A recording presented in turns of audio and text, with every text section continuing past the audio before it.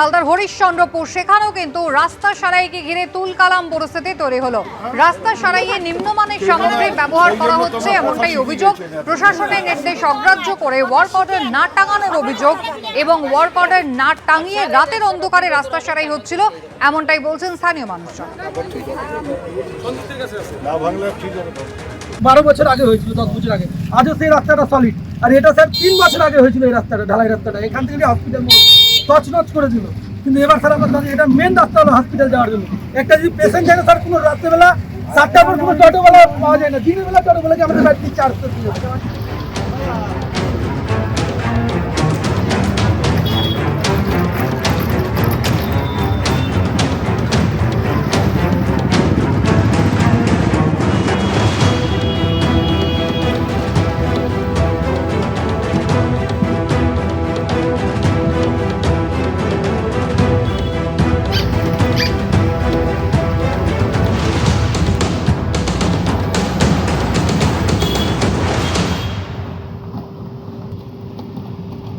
জনসংযোগ কর্মসূচিতে গিয়ে গ্রামবাসীদের ক্ষোভের মুখে পড়লেন উত্তরবঙ্গ উন্নয়ন মন্ত্রী। 2 বছর আগে ভোটের সময় যে প্রতিশ্রুতি দিয়েছিলেন তারপরও এখনো কেন রাস্তা সারাই হয়নি, প্রশ্ন গ্রামবাসীদের।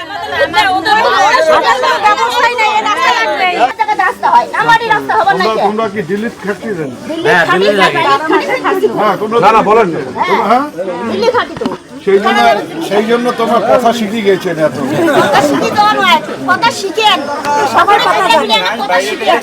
আর স্যার এই রাস্তাটা 2 বছর হয়নি, তার মধ্যে এইরকম অবস্থা হইলো। কোচবিহারের দিনহাটায় গ্রামবাসীদের ক্ষোভের মুখে এভাবেই পড়লেন উত্তরবঙ্গ উন্নয়ন মন্ত্রী। নিজের বিধানসভা এলাকায় বেহাল রাস্তা নিয়ে তাদের ক্ষোভের মুখে, প্রশ্নের মুখে, যদিও ক্ষোভের কথা মানতে রাজি নন উদয়ন গুহ। কাজ হচ্ছে তাই প্রত্যাশা বাড়ছে, এমনটাই তাঁর দাবি।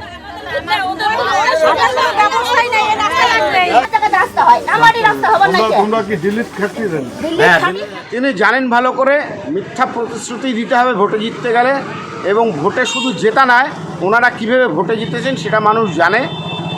এবং এরকম প্রশ্নের মুখে আগামী দিনেও পড়তে হবে।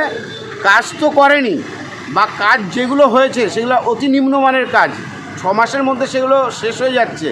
এই হচ্ছে পরিস্থিতি। সুতরাং উনি আজকে শুধু নয়, উনি বিভিন্ন সময় বিভিন্ন দিন জনগণের প্রশ্নের মুখে পড়েছেন। এটা পড়াটাই স্বাভাবিক, আগামীতে আরও বেশি পড়বেন। এলাকার মানুষ কি বলছেন এবারে?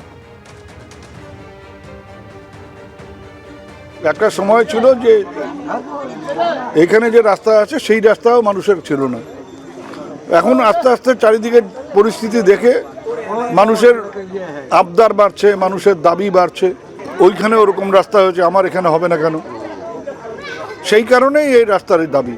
একই সাথে যেখানে রাস্তা হয়ে গেছে সেখানে শুনলেন যে পানীয় জলের দাবি হচ্ছে। পানীয় জলও 2-2.5 মাসের মধ্যে পানীয় জলের বন্দোবস্ত হয়ে যাবে।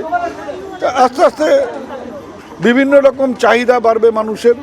সেই চাহিদাগুলো মানুষ আমাদের কাছেই তো তুলে ধরবে, তো অন্যায়ের কোনো কিছু নেই।